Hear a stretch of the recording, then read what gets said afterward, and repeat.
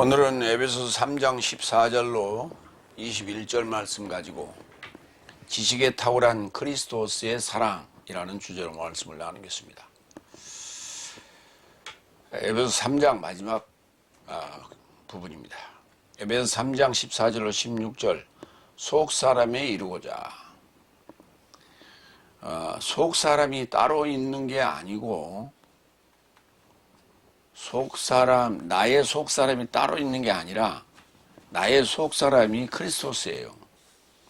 그래서 그리스토스에 이르고자를 다른 표현으로 속사람에 이르고자 이렇게 표현했어요. 그러니까 에이스가 붙으면은 뭐뭐화 하자고 하는 목적이 됩니다. 첫 번째 14절 이것 때문에 내 삶의 주 그리스도스 예수의 아버지를 향하여 나의 무릎을 꿇었으니 이것 때문에 그랬는데 이것이 뭘까요? 에베소서 3장 13절입니다. 그러니까 오늘 14절부터 시작하니까 지난주에 했던 부분의 마지막 부분을 좀 보겠습니다. 13절 그러므로 네 삶에서 초월하여 나의 환난 안에서 절망하지 않도록 요구한다. 이것이 네 삶의 영광이다. 그리고 감춰진 비밀의 청지기죠. 감춰진 비밀의 청지기이면서 네 삶의 영광이다. 이 지난주에 설교 주제가 절망하지 않으면은 그리스도스의 영광에 도달한다는 그 의미였습니다. 그런 것 때문에 그것 때문에 지금 14절이 다음 구절이 이렇게 얘기하고 있다. 뭐라고 하느냐? 내 삶의 주 그리스도스 예수스의 아버지를 향하여. 자꾸 이제 여기 이 주 그리스도스 예수스와 그 다음에 아버지의 관계, 이 관계를 어떻게 늘 볼 것이냐라고 하는 게 우리 머릿속에 떠나지 않는 하나의 의문 중에 하나입니다. 그리스도스는 하나님 아버지의 아들 이라고 지금 표현되어 있는데 한 분이라면서 이촌관계로 언급하는 것은 아들이 상속자라는 데 초점이 있다. 먼저 언급해야 할 것은 구속사의 주인공이 크리스토스라고 지금 정의하고 있는 것은 잘못된 거예요. 크리스토스는 구원의 대상이 아니에요. 우리가 구원의 대상이지. 그래서 구속사의 주인공이 저와 여러분이라는 점을 간과해서는 안 된다. 이 점이 먼저 이해가 되고, 구속된 저와 여러분은 상속자들인데 조건이 성립되어야만이 됩니다. 그 조건이 그리스도스 예수와 함께 십자가에 죽고 함께 살아서 하나가 되었을 때야 비로소 상속자의 조건이 성립되며, 그러니까 오늘 속사람에 이르고자 라고 하는 주제와 같은 맥락이에요. 그 조건이 그리스도스 예수와 함께 십자가에 죽고 함께 살아서 하나가 되었을 때에야 비로소 상속자의 조건이 성립되며, 그 말이 속사람에 이르렀을 때야 이 상속자의 조건이 성립되면서 내가 아버지라 부를 수 있는 조건이 성립되는 거예요. 그러니까 하나님께서 친히 그리스도스 예수의 모습으로 우리에게 오시는데 나로 말미암아 하나님을 아버지라 부를 수 있는 조건, 그리고 그 상속자의 조건을 성립하기 위하여 나와 하나 한 몸 되어서 죽고 사는 거예요. 이것이 그러니까 그래서 중보자라고 부르는 거예요. 그러니까 하나님 본인이 자신의 모습을 드러냈어요. 그걸 삼위일체로 드러낸 게 예수님이에요. 그리스도스 예수예요. 그래서 그 모습이 또한 하나님은 영이시기 때문에 실체의 모습으로 드러내는데, 그 실체의 모습으로 드러내는 게 바로 내 안에서만이 가능해요. 사람이라고 하는 존재를 통해서만이 가능해요. 그렇게 해서 완전한 하나님의 아들이라고 하는 조건이 성립되었을 때를 위해서 지금 성경은 주 그리스도스 예수스의 아버지라고 표현한 거예요. 그렇게 이총관계로 표현을 했는데 둘이냐? 아니에요. 둘은 아니에요. 관계 성립을 위한 하나의 조건이다. 그 조건이 충족돼야 된다. 이를 위하여 언급된 신분일 뿐이다. 조건일 뿐이다. 또한 아버지와 말씀과 성령이 삼위일체로서 나타난 그리스도스 예수스와 나와 같은 실체끼리의 합일이 이루어져야만이 하나님을 아버지라 부를 수 있는 거예요. 그냥 우리가 하나님을 아버지라 부른다고 해서 그걸 일반적으로 지금 교회에 나오면 주여 하나님 아버지라고 부르는 게 그것이 그 이총관계가 아니라 그건 아직 성립이 안 돼 있어요. 여섯 날을 통과했을 때야만이 상속자로서의 조건이 성립되고 하나님은 나와 함께 계시는 거예요. 그러니까 하나님을 상속할 수 있는 거예요. 하나님을 아버지라 부른다는 얘기는 하나님을 상속할 수 있는 거예요.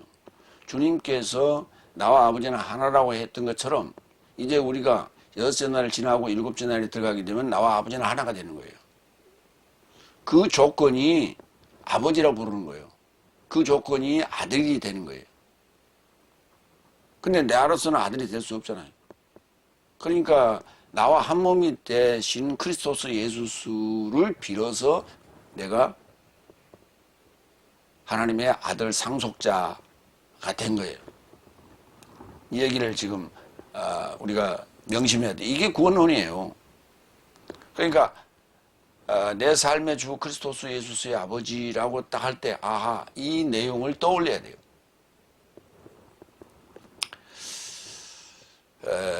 나의 무릎을 꿇었다. 무릎을 꿇었다라고 하는 것은 항복이죠. 항복이고 충성맹세예요. 로마서 11장 4절을 볼까요?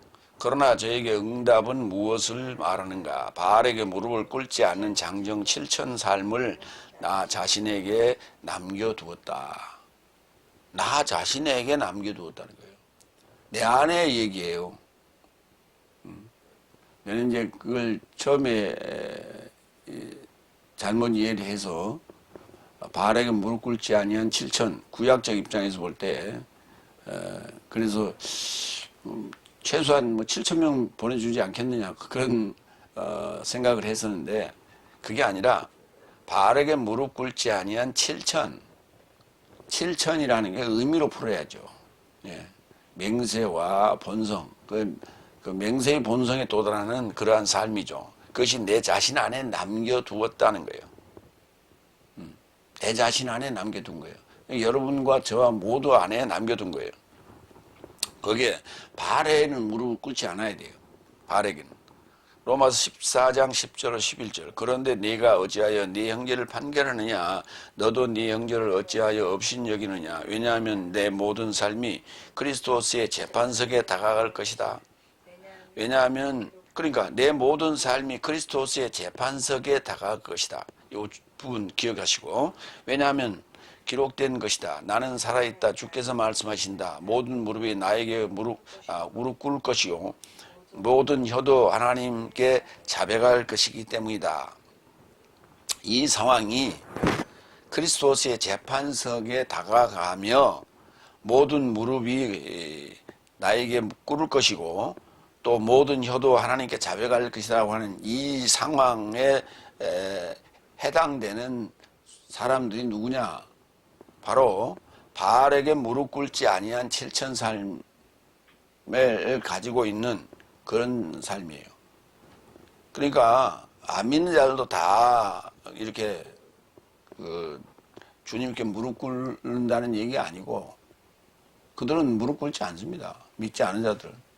믿는 자들에 관한 얘기예요. 믿는 자들에 관한 얘기고 일곱째 날에 이제 들어갈 자들 여섯째 날에 상황을 언급하고 있는 거예요.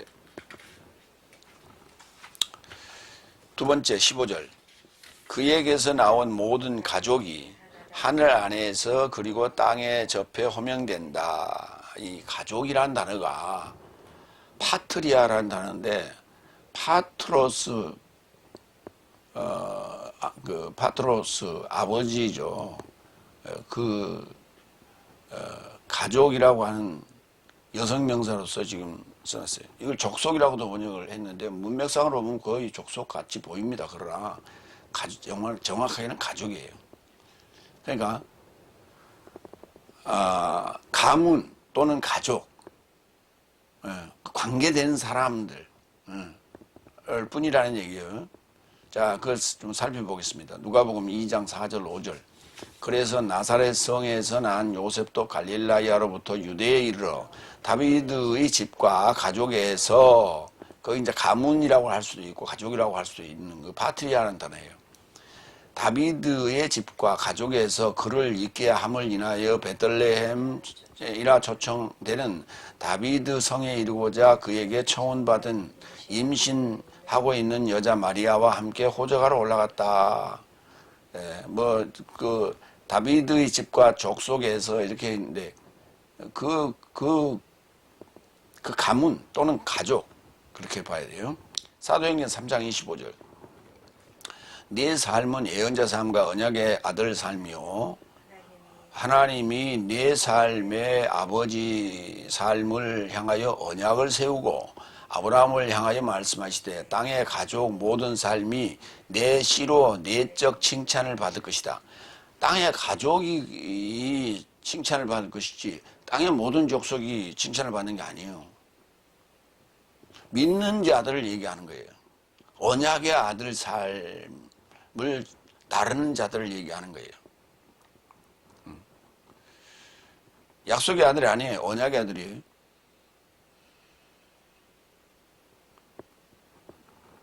언약의 아들이에요. 디아테케. 여기 아들이라 호명된다. 모든 그리고 땅에 하늘 안에서 그리고 땅에 접해 호명된다. 이름이 호명된다 그러니까 우리가 지금 쓰고 있는 우리가 지어 있는 이름이 호명된다고 착각하면 안 돼요.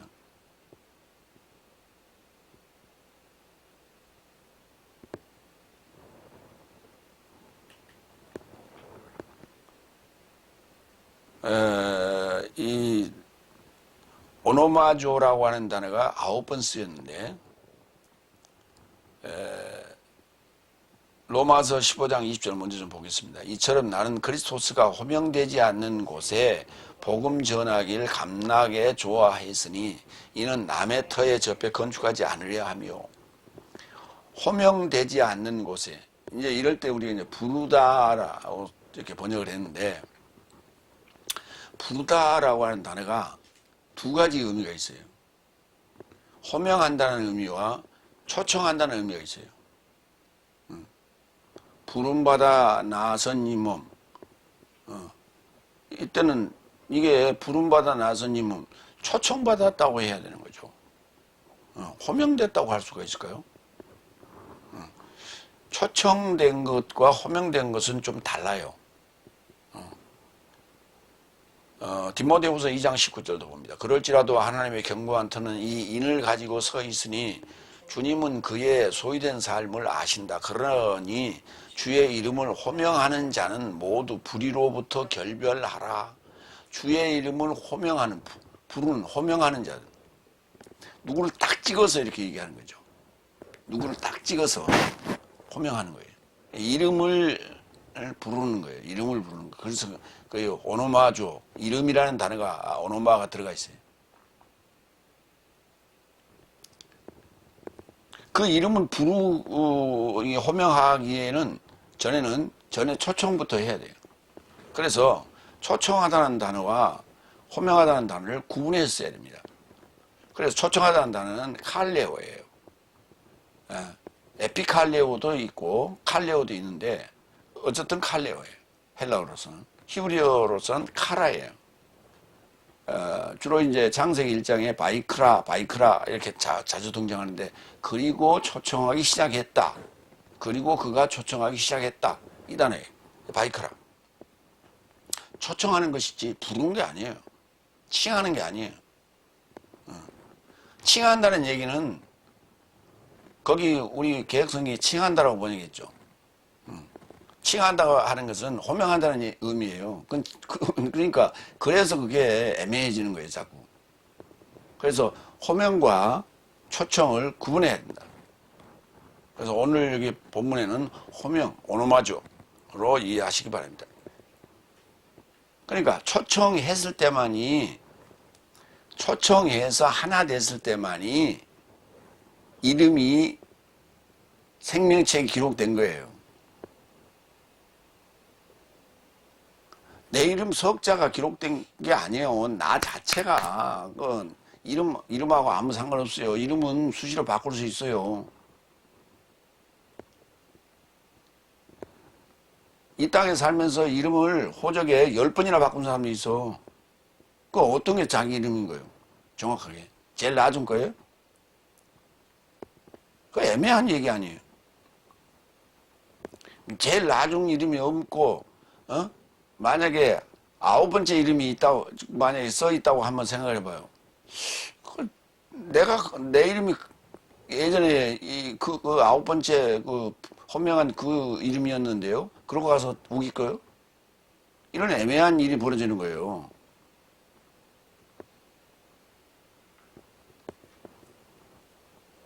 그 호명된 그 이름이라고 하는 것은 고유 번호가 이렇게 있는 거예요. 그러니까 그건 이름이 김강섭을 김똥개라고 써도 아무 상관없어. 그건 왜? 고유 번호가 있기 때문에. 그건 변하지 않는 거예요. 아무리 이름을 바꿔도 그건 고유 번호는 바뀌지 않는 거예요. 이러한 형태로 지금 우리 웹3에서 거래되고 있는 게 뭐냐면 NFT라고 하는 거예요. 가상 화폐의 NFT라고 하는 거예요. 그 NFT는 그 코인 될 수 있고, 그림이 될 수 있고, 다른 어떤 것이 될 수 있고, 프로그램이 될 수 있고, 그것은 한번 딱 등록해 놓으면 그 사람 거예요. 그건 변하지 않아요. 누가 가져갈 수가 없어요. 그걸 NFT라고 하는 거예요. NFT가 뭔지도 모르고 여당 대표한다고 앉아서 그 NFT가 뭐냐고 물어보니까 나는 모르겠어. 그게 자랑이 아니에요. 시대를 읽을 줄은 모르는 거예요. 시대를. 세 번째 16절. 그는 속 사람이 이루고자 그의 영으로 인하여 강해질 능력으로 그의 영광의 부여를 따라 네 삶에게 주시게 하려 하며. 어렵게 써놨어요. 그러니까 속 사람화 하려고 그의 영으로 인하여 그 다음에 능력으로 영광의 부여를 주고자 하는 거예요. 응? 영광의 부여를 우리가 받아야 될 이유는 강해지기 위하여요. 근데 어떤 방식으로 주느냐? 영으로 주는 거예요. 물질로 주는 거예요? 아니요, 무슨 근육용 단백질을 주는 거예요? 그런 거 아니란 말이에요. 속사람화, 속사람에 이루고자, 속사람이 그 정체를 드러내서 강력해지고 그렇게 일할 수 있는 상황이 된다라고 하는 것이 바로 영으로만이 가능하다는 거예요. 그 영을 받았을 때 우리가 영광이다, 영광의 부여를 가졌다, 내가 이렇게 말할 수 있는 거예요. 그걸 일종의 무협 영화에서는 주로 등장하는 게 내공, 그런 게 내공. 내공이 있기 때문에 부상을 입었어도 그 부상을 이겨내고 견뎌내잖아요. 그래서 치료가 이루어지는 거예요. 그래서 그 내공이 이렇게 해를 입었을 때 다른 그 무사가 자기의 내공을 이렇게 나눠주잖아요. 그게 어쩌면 성경의 영으로 우리가 주는 그런 내용과 같단 말이에요. 영으로는 강해질 능력을 나누는 거예요. 우리 메시지가 영으로 나누는 강력한 능력인 거예요. 그걸 소유했을 때 영광이 되는 거예요. 속사람, 에소 안드로폰. 로마서 7장 21절로 24절을 보겠습니다. 그리하여 좋은 것을 행하기를 원하는 나에게 법을 발견하는데 악이 나에게 기대고 있다는 것이다. 나에게 법을 발견하는 데 있어서 악이 나에게 기대고 있다는 것이다. 법을 발견했는데 악이 나에게 기대고 있다는 것을 알았어요. 22절. 왜냐하면 내가 속사람을 좇아서 하나님의 법으로 함께 즐거워한다. 속사람을 좇아서, 그러니까 속사람을 따르기 때문에 하나님의 법이 필요한 거예요. 그래서 하나님의 법을 가지고 내가 내 안에 가지고 있는 법을 깨닫게 된 거예요. 그러나 나의 지체 삶 안에서 대항하여 싸우는 나의 지능의 법과 나의 지체 안에 있는 죄의 법으로 나를 사로잡게 하는 전혀 다른 법을 나는 본다. 그러니까 내 안에 두 가지 법이 있는 거예요. 지능의 법과 그 다음에 지체 안에 있는 죄의 법. 그러면 지능의 법이 누구예요? 하나님의 법이죠. 지능의 법, 깨달음의 법, 누스의 법인 거예요. 깨달음의 법이에요. 깨달음의 법이에요. 그러니까 우리가 일반적으로 읽는 성경은 그 깨달음의 법이 아니에요. 흐레마로 해설을 해 줬을 때, 하하, 그렇구나 하고 뭔가 이렇게 쫙쫙 연결돼야 돼. 구속사가 연결돼야 돼. 그때 깨달았다 얘기할 수 있는데 그 법을 지능의 법이라고 하는 거예요. 그걸 깨달았을 때야, 내 안에 죄의 법이 있었구나. 죄의 법이 보이는구나. 이렇게 알게 되는 거예요. 그 상황을 24절에 이렇게 고백합니다. 나는 곤고한 사람이다. 이 사망의 몸에서 누가 나를 구출하겠는가? 라고 하는 거예요. 이거를 알게 되는 것은 여섯째 날 크리스토스의 법을 받고 깨달았을 때야 내 안에 죄의 법이 있다는 걸 알게 되는 거예요. 그래서 죄와 사망의 법이 무엇인지를 알게 된 거예요. 그게 뭐예요? 죄의 법은 뱀이 준 거고 우리가 다 가지고 있는 거예요. 모든 인간이. 인류가 다 가지고 있는 거고, 그 다음에 사망의 법은 율법이란 말이에요. 법이라고. 성경 받은 거예요. 그거 가지고 넷째 날, 다섯째 날 사는 거예요. 그리고 여섯째 날에 준 법은, 그걸 법이라고 일반적으로 얘기 안 하잖아요. 예수님의 말씀은 생명의 성령의 법이에요, 그게. 그거가 우리를 해방시켜 준다고요. 죄와 사망의 법에서 해방시켜 주는 거예요. 죄와 사망의 법이 하나가 아니에요. 둘이에요. 그러므로 총 법은 3개가 되는 거예요. 그냥 모르니까 뭉텅그려서 그냥 얘기하는 거예요. 죄와 사망이 같은 거니까, 죄가 사망을 낳으니까 죄와 사망의 법이 하나라고. 도대체 로마서 7장을 읽었어, 안 읽었어? 그래놓고 신학했다고 까부고 있어. 무슨 신학을 했어, 그게? 로마 7장 그 한 장도 제대로 깨닫지 못하면서 무슨 신학을 했다고 얘기를 해.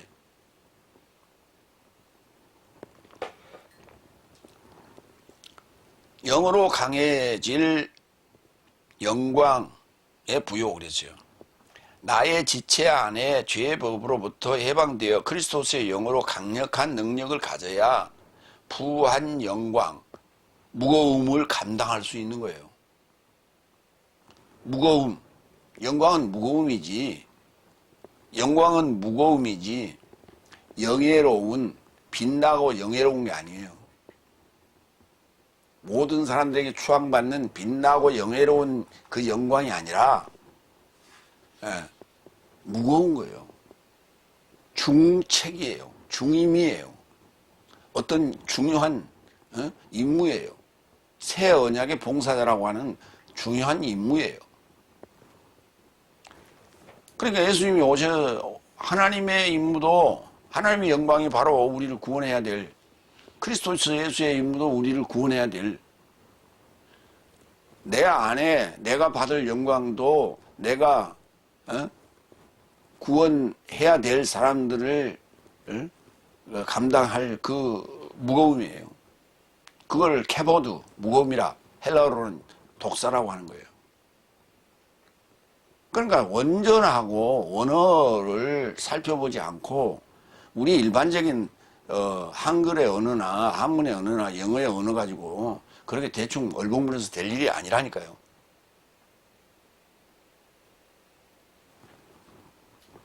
두 번째 내지로 갑니다. 에베소 3장 17절로 19절. 지식에 탁월한 그리스도스의 사랑을 알자. 사랑을 알아야 돼. 사랑을 알자는 무슨 말이야? 하나님을 알자는 거예요. 하나님을 알자는 거예요.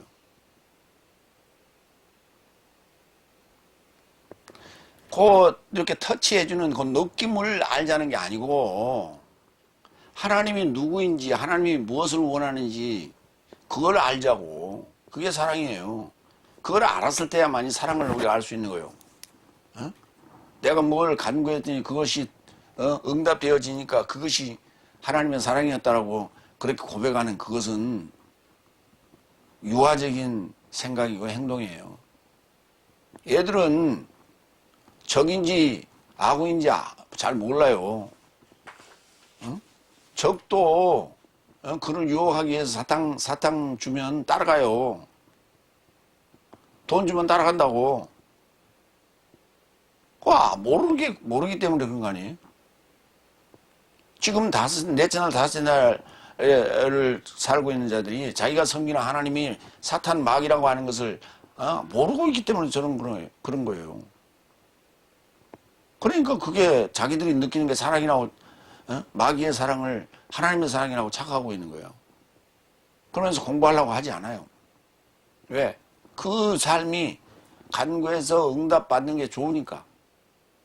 배부르게 먹고 살고 자기 양껏 쓸 수 있으니까. 그게 사랑이라고 착각하고 있는 거예요. 네 번째 17절. 네 삶의 마음 삶 안에 믿음으로 인하여 그리스도스를 거주하도록 사랑 안에서 뿌리가 박혀진 것이고 기초가 튼튼해진 것이다.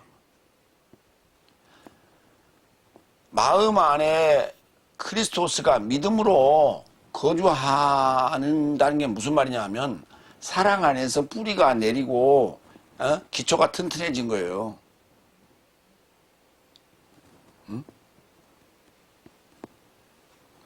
믿음으로 통과할 때, 믿음을 가지고 통과할 때 그리스도스가 거주하게 되는데, 거주한다는 것은 사랑 안에 뿌리가 박혀졌고 기초가 튼튼해졌다는 얘기예요. 어디서? 마음 삶 안에서. 내 마음 삶 안에서. 거주한다는 단어가 카토이케오라는 단어인데 오이케오 앞에 카타가 붙어서 눌러 산다, 눌러서 거주한다. 그래서 눌러서 오이케오라는 단어가 거주하다인데 카타가 붙으면 눌러 있는 거죠. 그러니까 자주 이사를 다니는 게 아니고 떠돌이 삶이 아니고 그게 뿌리를 내리고 산다는 그런 의미예요. 그래서 그 거주하도록이라는 단어와 뿌리를 박는 그런 내용이 같이 쓰이고 있는 거예요. 마태복음 12장 40절을 볼까요? 왜냐하면 요나가 강화된 낮잠과 강화된 밤살물 큰 물고기 뱃속에 있던 것 같이 이와 같이 사람의 아들도 강화된 낮잠과 강화된 밤살물 땅의 마음 안에 있을 것이다. 땅에 무슨 마음이 있어요? 우리를 하늘과 연결되어 있는 땅이라고. 하늘과 땅은 실제 우리 밖에 나가서 보세요. 하늘과 땅은 연결되어 있지 떨어져 있는 게 아니에요. 우리가 땅을 딛고 하늘을 활보하는 거예요. 하늘 속을 활보하고 있는 거예요. 땅을 디디면서 땅을 두 발로 디디면서 하늘을 통과하고 있는 거예요. 근데 우리가 성경을 읽을 때는 그리고 우리가 걸어가면서 얘기할 때는 우리는 땅에서 산다라고 얘기를 하는 거예요. 그리고 하늘은 멀리 있다고 생각하는 거예요. 그 생각이 좁혀져야 되는 거예요. 그러니까 땅 하는 것은 하늘과 연결되어 있다. 그 관계 속에서 땅을 보라. 그러니까 세상 사람들이 느끼는 그러한 인식의 차원을 벗어나야 된다. 아까 땅에 있는 자들을 호명하다 그랬죠. 마찬가지로 땅에 마음이 있다라고 하는 것은 나를 얘기하는 거고, 하늘은 하나님을 얘기하는 거예요. 그래서 땅과 하늘이 연결되어 있는 입장에서 지금 보는 상황입니다. 로마서 10장 17절. 그러므로 믿음은 들음에서 나며 들음은 그리스도스의 해설로 인함이라. 믿음으로 인하여 할 때, 믿음은 어떻게 갑자기 생겨나는 것도 아니고 확 주는 것도 아니고 들음에서 나며. 그러니까 믿음은 점점 자라서 커지는 거예요. 그래서 뿌리가 박히고 튼튼해지는 거예요. 그때야 사랑을 아는 거예요. 그때야 사랑을 알아요. 그때야 사랑을 알아요. 그러니까 어린아이가 부모가 없으면 불안하죠. 근데 부모의 사랑을 아는 것 같죠? 몰라요. 언제 아느냐? 시집가고 장가가서 아이들을 낳았을 때야 부모의 사랑을 아는 거고 자기도 사랑을 알아요. 그때야. 사랑 속에서 커왔지만은 그게 사랑이 완성됐을 때야 그때서 아는 거예요. 그러니까 믿음은 들음에서 나는데 들음을 점점 자라는 거야. 아이가 자라는 것처럼 자라는데 그 자라는 그 들음의 내용이 크리스토스의 해설이어야 돼요. 내가 이르는 해설이 곧 영이요 생명이라 예수님께서 요한복음 6장에서 말씀하셨어요. 크리스토스의 해설이어야 돼요. 그러니까 복음서가 다 크리스토스의 해설이에요. 그런데 뭘로 되어 있냐? 말씀으로 기록되어 있다고. 로고스로 기록되어 있어요. 그 로고스로 기록되어 있는 것을 그리스도스의 흐레마로 해설하는 것이 바로 바울 서신이에요. 사도 서신이에요. 그래서 사도 서신을 이해함으로 말미암아 깨달음으로 말미암아 그리스도스의 해설을 알게 되는 거예요. 그 그리스도스의 해설로 말미암아 믿음이 자라는 거지. 내가 믿습니다 하고 그건 100번 소리친다고 그게 믿음이 있는 게 아니에요. 그건 확신이고 깡다구지 그거.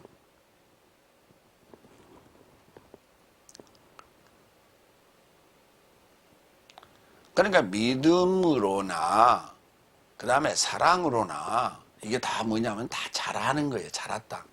왜냐하면 고린도서 13장에 이렇게 죠. 믿음, 소망, 사랑 이 세 가지는 항상 우리와 함께 있을 것인데 그 중에 가장 위대한 게 사랑이라고요. 제일이 사랑이 아니고 위대한 게예요. 위대한 건 커졌다는 얘기가 아니에요. 그러니까 믿음은 씨앗과 같은 거고 기초가 되는 거예요. 씨앗과 같은 거고 사랑은 결과치예요. 근데 그 믿음도 잘하는데 잘하면 뭐가 돼? 사랑이 되죠. 그러니까 믿음과 사랑은 연계되어 있다고. 소망은 중간에 자라는 과정이고 이게 한 몸이란 말이에요. 그런데 그렇게 자라는 과정의 그 영양소가 뭐냐 하면 크리스토스의 해석인 거예요. 그래서 하나님을 알게 되고 크리스토스 예수를 아는 거예요. 그게 채워진 거예요. 그럴 때 크리스토스가 거주했다 이렇게 말할 수 있는 거예요. 요한 1서 1장 6절 그리고 사랑은 이것이니 내 삶이 그의 계명을 조차 활보하고자 하며 계명은 이것이니 네 삶이 시작부터 들었던 것 같이 그 말씀 안에 활보하고자 합니다. 사랑은 이것이니 그의 계명을 조차 활보하는 거예요. 그의 계명이 뭐예요? 하나님의 계명이 뭐예요? 66권. 그러니까 이게 연통으로 창세기서부터 계시록까지가 무슨 얘기를 하는지 다 이게 하나도 놓침없이 다 연결돼야 돼요. 연결된 소식으로 우리가 이해가 되어졌을 때야 우리가 그의 계명을 좇아서 활보한다 라고 말하는, 그걸 사랑이라고 하는 거야. 아가페. 그걸 뭐 사랑 그러니까 뭐 쪽쪽 빠는 게 사랑인 줄 알아.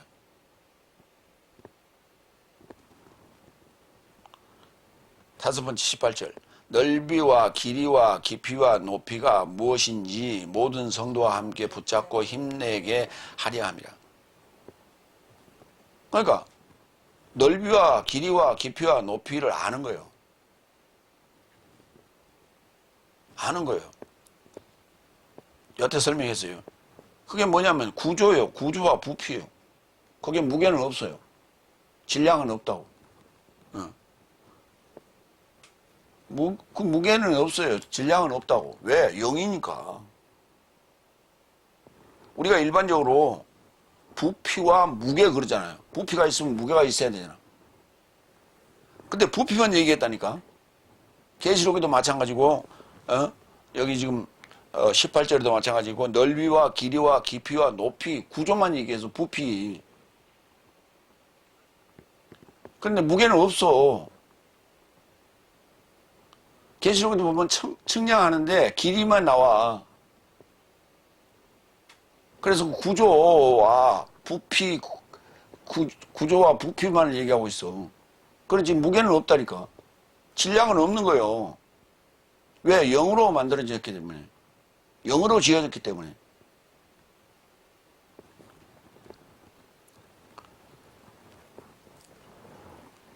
그래서 이걸 알았을 때 힘이 되는 거예요. 힘이.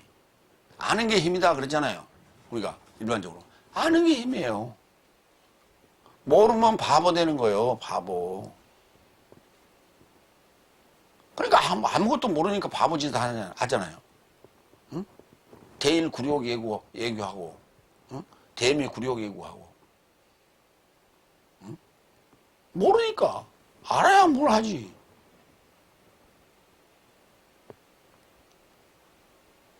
아니, 문 대통령은 그랬다잖아요. 문 대통령하고 미국 대통령하고 일본 수상하고 서해 앉아서 미국 대통령이 우리 삼국 동맹이라고 얘기를 하니까 한미는 동맹인데 일본은 아니라고 그랬다고. 그러니까 미국 대통령이 화제를 다른 데로 돌리더라는 거예요. 그렇게 당당하게 얘기할 수 있어야 돼. 알아야 그 얘기를 하는 거예요. 모르는데 그 얘기를 어떻게 해. 에베소 4장 15절. 내 삶이 사랑 안에서 참되어서 모든 삶에 그에 이르고자 잘하자. 그는 머리이신 그리스도스다. 그에 이르고자 잘하자고. 그리스도스 와 같이 잘하자고. 그 무게는 없어. 여기 키가 있으면 당연히 넓이도 그 다음에 또 키가 있으면 깊이도 길이도 다 나타나는 거지. 그에게 이루고 잘하자. 골로새 3장 10절 11절. 자기를 창조하신 자의 형상을 좇아 인식 에피그노시스 인식이 이루고자 새로워진 생사람을 입었으니 거기는 헬라인이나 유대인이나 할레당이나 무할레당이나 야만인이나 수구디아인이나 종이나 자유인이 없으며 오히려 모든 삶 안에 있는 그리스도스가 계신다.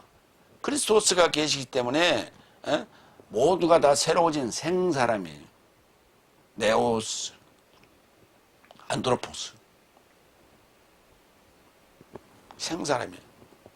새로 시작하는 거예요. 그때부터. 베드로후서 3장 18절. 또한 내 삶의 주와 그리스도스 예수 구세주의 은혜와 지식 안에서 자라나라. 영광이 저에게 그리고 이제와 내세의 날에 이루고자 합니다. 지식 안에서 자라나라. 도처에 얘기하고 있어요. 인식, 지식, 그노시스 지식, 에피그노시스 인식. 근데 그노시스가 뭐 영지주의라고? 그런 이상한 소리에 관심 두지 마시라고. 영지주의라는 것을 헬라어로 뭘 어떻게 표현할까 하고 아무리 찾다가 없어서 아는 체 한다고 해서 안다 박사, 아는 체 한다 그래서 그냥 그노시스라는 단어를 쓴 거예요. 원래 그노시스가 영지주의가 아니라고. 영지주의는 그냥 태어난 거예요, 중간에. 이단들로. 그 철학했던 사람들이 아는 체 한 거예요. 오늘날 지금 신학이라고 떠들고 있는 게 다 철학이에요. 그게 그노시스예요. 그게 영지주의라고. 6번째 19절. 지식에 탁월한 그리스도스의 사랑을 알아. 보기도 지식에 탁월한 그리스도스의 사랑을 알아. 그리스도스의 사랑을 아는 거가, 사랑을 느끼는 거가, 받는 거가, 이게 지식이라고. 지식을 하는 거예요. 사랑한다는 게 뭐예요? 알아가는 거예요. 아는 게 사랑이에요. 응? 자식을 사랑한다 아는 거예요. 부모를 사랑한다 아는 거예요. 부부가 사랑한다 서로 아는 거예요. 저 사람이 뭘 좋아하는지, 저 사람이 생일이 언제인지, 저 사람 취미가 뭔지, 저 사람 어디가 안 좋은지 좋은지 아는 거예요. 이게 사랑이에요. 근데 맨날 쪽쪽 빨고 맨날 포옹하고 그러면서 나이가 몇 살인지 물으면 몰라. 어디 사는지 물으면 몰라. 그게 뭔 사랑이요?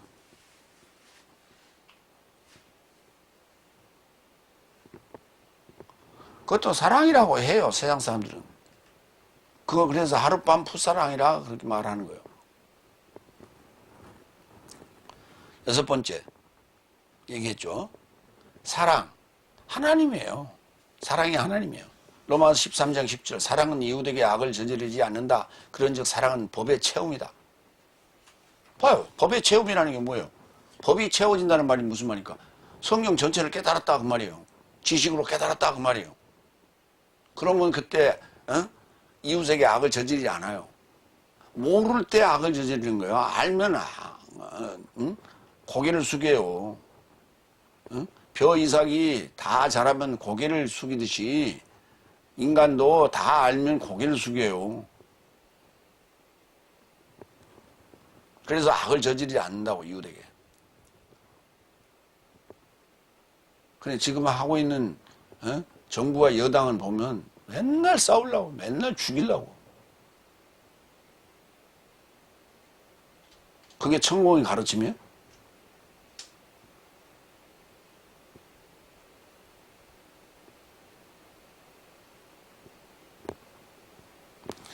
인신공연 드린 게 그게 선이에요?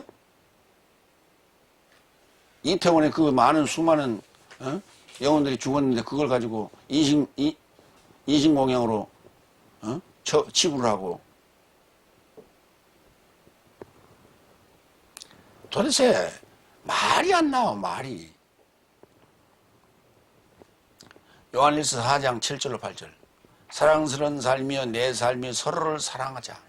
왜냐하면 사랑은 하나님에게서 나온 것이니 사랑하는 자 모두는 하나님에게서 낳게 되었으며 하나님을 안다. 그렇죠. 하나님을 안다고요. 사랑하지 아니하는 자는 하나님을 알지 못하였으니 하나님은 사랑이시기 때문이다. 요한일서 4장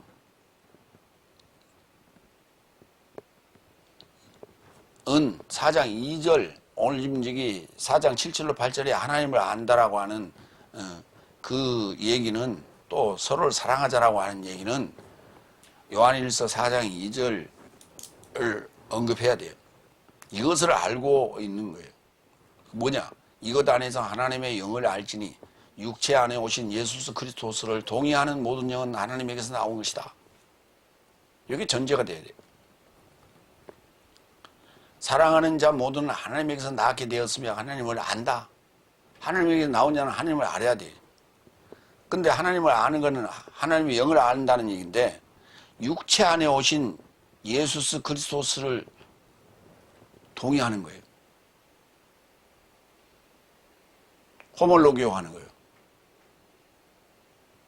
육체 안에 오신 예수 그리스도를, 육체로 오신 예수 그리스도가 아니라 육체 안에 오신 예수 그리스도를, 내 안에, 여러분 안에 오신 예수 그리스도를 동의하는 거예요. 그걸 호몰로기오 하는 거예요. 그런데 모든 성경 그리고 모든 설교는 다섯째 날 모든 설교, 넷째 날 다섯째 날 모든 설교는 육체로 오신 예수 그리스도. 육체로 올 수가 없어요. 하나님 영이신데. 육체 안에 오셔야지. 어떻게 육체로 와요?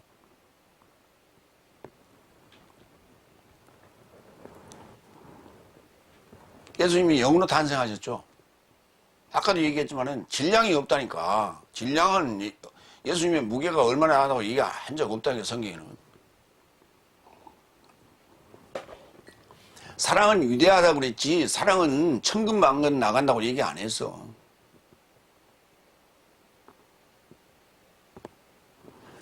넓이와 길이와 깊이와 높이를, 부피를 얘기했지, 질량은 얘기한 게 없다니까. 그러니까 물질 개념이 아니라고. 그 물질의 개념이면 내가 내 안에 예수님이 오셨으면 나는 내 몸무게에 따블이 돼야 돼.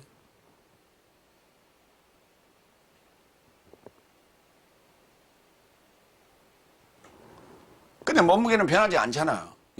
그리스도스 예수를 내 안에 모셨어도, 하나님을 내 안에 모셨어도 내 몸무게의 질량은 변하지 않잖아. 이 부분을 명심해야 돼요. 그래서 마음 안에 오신 거예요. 물질로 설명하면 내가 그리스도스 안에 있든지 그리스도스가 내 안에 있든지 하면 내 몸무게가 2배가 돼야 돼. 질량 불변의 원칙에 의해서. 근데 그리스도스를 영접하기 전과 영접한 후에 몸무게가 달라진 게 없잖아. 다. 세 번째 되지. 에베소 3장 20절로 21절. 그리스도스 예수 안에 있는 교회 안에서 그에게 영광이다. 일곱 번째 20절. 그래서 내 삶 안에 역사하시는 능력을 조차 내 삶에 구하는 것이나 생각하는 것에서 넘침에서 초월하고 행할 모든 삶을 초월이 가능하신 분에게. 참 이렇게 어렵게 써놨어요. 내 삶 안에 역사하시는 능력을 좇아서, 그것까지는 이해가 되죠. 내 삶이 구하는 것이나 생각하는 것을 넘치게 행할, 초월하여, 모든 삶을 초월하여 행할, 그렇게 가능하신 분에게. 아직 안 끝났어요. 그 다음 절에서 끝나요. 모든 삶. 이 판타라고 하는 단어가 이 판테스 복수로 쓰이는데, 요한복음 10장 29절 30절 봅니다. 나의 아버지께서 나에게 주신 것이 모든 삶보다 크다 그랬어요. 나의 아버지께서 나에게, 예수님께서 말씀하시는 거예요. 나의 아버지께서 나에게 주신 것이 모든 삶보다 크다 그랬어요. 그리고 아무도 나의 아버지의 손에서 빼앗음이 불가능하다. 나와 아버지는 하나다. 그 그리스도스와 한몸된 나에게 주어진 것은 모든 삶보다 큰 거예요. 그렇기 때문에 모든 삶을 초월했다라고 말하는 거예요. 그것이 가능하신 분에게 뭔 얘기를 할 거예요, 이제.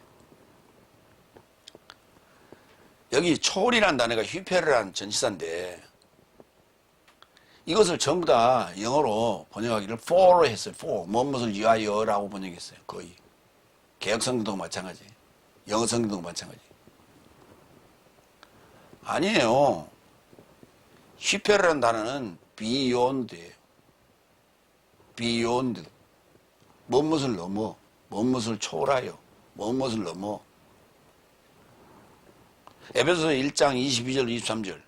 모든 삶을 그의 삶 아래 복종케 하셨고 그 교회에게 모든 삶을 초청하여 그를 머리로 주셨으니 교회는 그의 몸이고 모든 삶을 모든 삶 안에 채우시는 자의 채움이다. 모든 삶을 초월하여 그를 머리로 주셨어요. 그러니까 모든 삶보다 더 위대하시다고. 이게 초월이에요. 그렇지 뭐 모든 사람을 위하여 그를 머리로 주었다고? 모두를 위하여.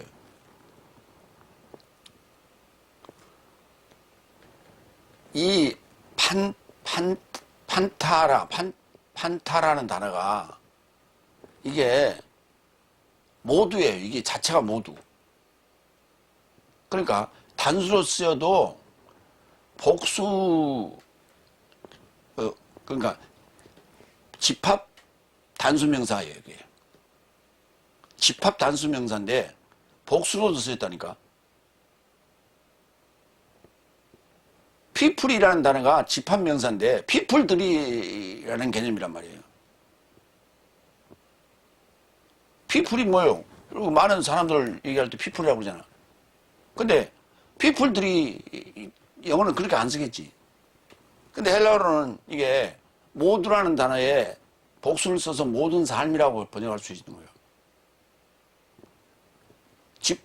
집합명사인 그 판타가 삶을 사는 거예요. 움직이고 있다고.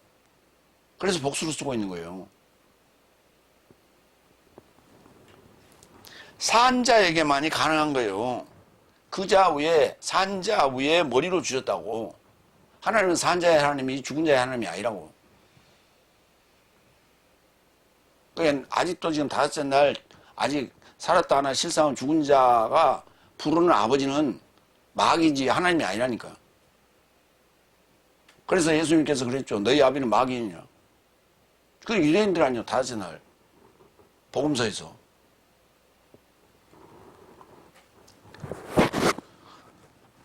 여덟 번째 21절. 내세 삶에 속한 현세의 모든 세대의 삶에 이루고자 크리스토스 예수스 안에 있는 교회 안에서 크리스토스 안에서 교회 안에 있는 교회 안에서 그에게 영광이다. 그러니까 그리스도스 안에서 교회 안에서 그에게 영광인 거예요. 그런데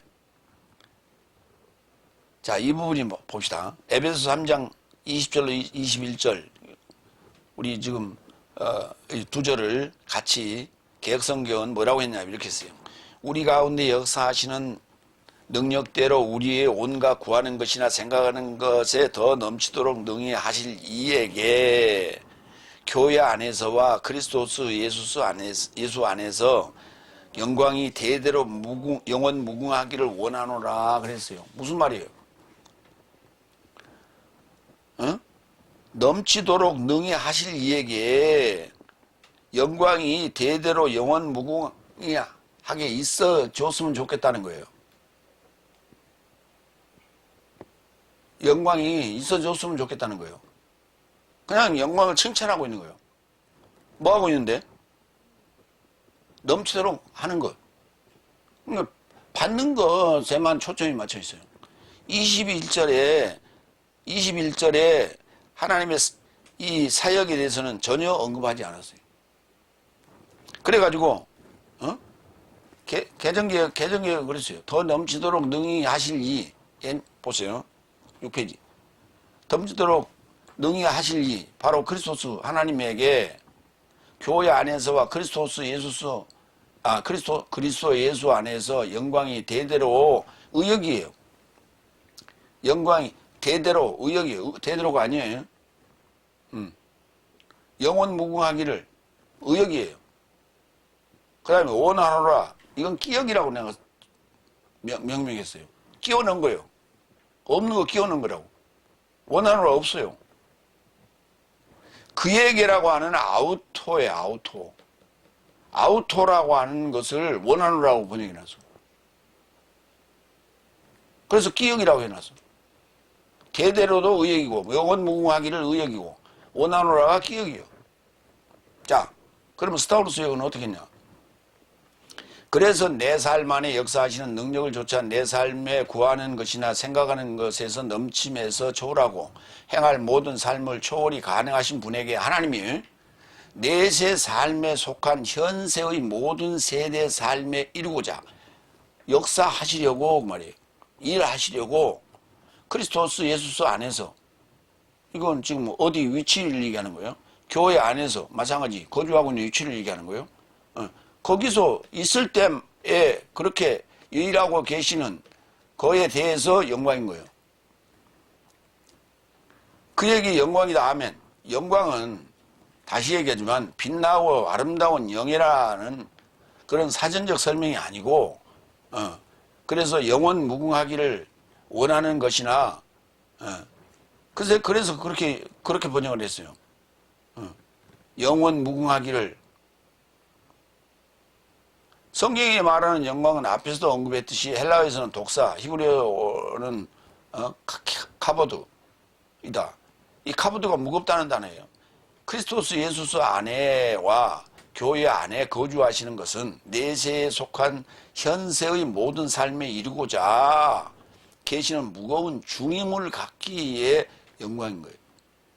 저와 여러분에게 무겁게 다시 태어나서 사는 것을 무거울 중자, 날생자를 써서 중생이라고 하듯이 불교에서 얘기하는 중생은 대중중자를 써요. 근데 기독교에서 말하는 중생이라는 단어는 특히 이제 우리나라만 쓰는 거예요. 이제 성경에서는 거듭남이라고 표현했고, 요 중생이라는 단어는 왜 이게 무거울 중자를 써요? 무겁게 태어나는 거예요. 그 무겁게 태어났을 때 영광이고 중생인 거예요. 그래서 그 중대한 임무를 부여받고 태어나기 때문에 중생이라는 단어를 쓰는 거예요. 이거 하나는 내가 칭찬하고 싶어요. 제대로 번역했어요. 제대로 번역한 건 아니지. 성경에는 중생이라는 단어는 없어요. 마무리합니다. 주 그리스도스 예수스의 아버지에게 무릎을 꿇어야 하는 이유는 그리스도스 예수스의 아들로서의 상속권을 공유하기 위함이며 속사람 되어 강해지라고 영으로 영광의 부요를 내 삶에게 주시며 사랑 안에서 뿌리 박혀 튼튼해지도록 지식에 탁월한 그리스도스의 사랑을 알려서 내 삶을 채우신다.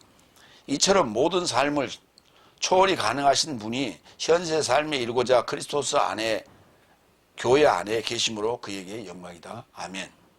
기도하겠습니다.